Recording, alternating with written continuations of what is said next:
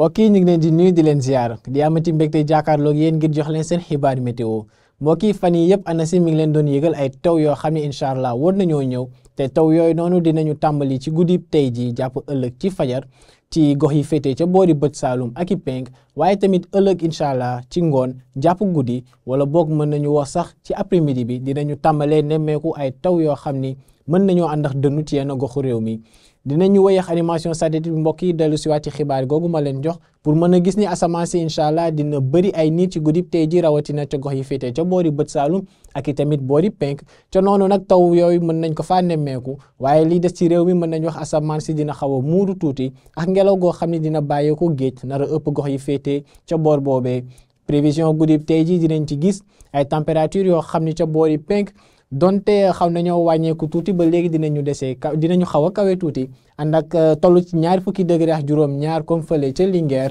wala boog ca Bakel ak i Tambacounda waaye lii ëpp solo te ñu koy xaar ci guddi tey jii mooy taw yi nga xam ne incha allah war nañ leen a mën a nemmeeku ca bët saalumu réew mi li ko dalee Ziguinchor Sédhiou Kolda ak ba boori Kédougou waaye tamit ca diggante Tambacounda ak i Bakel te am nañu yaakaar sax ni incha allah taw yooyu mën nañu yéeg ba laal Matam rawatina boori Kanel googu ànd ak tamit ca boori Kaffrine asamaan soo xam ne dina muuru ak ay yaakaar yu néew ñu mën faa nemmeeku taw ci guddib tey jii Fatick ak Kaolack tamit asamaan si dina muuru waaye yaakaar ñu fa taw trop xëy na nag boori Sow benn pàcc digg réew mi jàpp bët gànnaar foofu la asamaan si nar a dal ay niir yoo xam ne incha allah dinañu doxantu si ànd ak tamit péex goo xam ne ca boori Ndakaaru dinañ ko fa yëg bu baax xawal laalaale sax Thiès ak i Diourbel ndax ngelaw gi nga xam ne mooy bàyyeekoo biir géej nar a dugg si incha allah ci réew mi buñ demee ba ëllëg ci digg bëccëg mbokk yi dinañu tàmbalee gis ni incha allah niir yi dinañu dellu siwaat ci réew mi li ko dalee bët Saalum waaye tamit penk ba sax ci digg réew mi dinañ fa nemmeeku ay taw wala boog ñu ngi fay yaakaar ay taw bu ngoon jotee jàpp guddi ca bët Saalum nag la nar a tàmbalee Ziguinchor ba Kédougou waaye tamit Bakel Tamba ak i Kaffrine dinañ fa am ay taw yoo xam ne dinañu àndax dënnu bu ñu demee ba ci ngoon si jàpp guddi taw yooyu incha allah war a agsi ca boori Fatick Kaolack waaye tamit Diourbel am yaakaar sax ni mën na yéeg ba àgg diggante Linguère ak i Podor donte yaakaar yi ay yaakaar yu néew la waaye dinañu dem nag incha allah ba guddi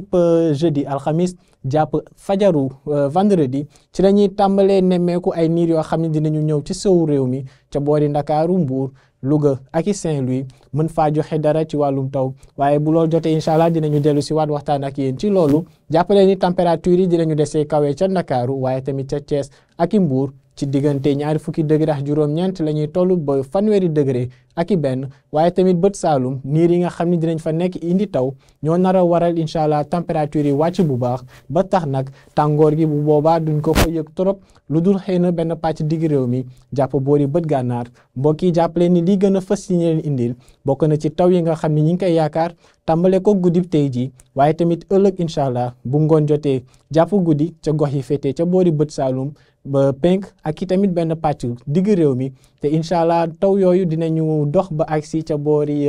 gox yi féetee ca géej muy gox yu ci mel ni Ndakaaru ak Thiès incha allah bu ñu demee ca boori alxamis jàpp ajuma lii moo gën a fës ci bisub tey ji mbokk yi di leen ñaan ngeen wéy di topp xabaar yi dikkee ca ANACIM ci xarale yi ngeen di gis nii di leen dig daje incha allah ëllëg di leen ñaanal jàmm wasalaam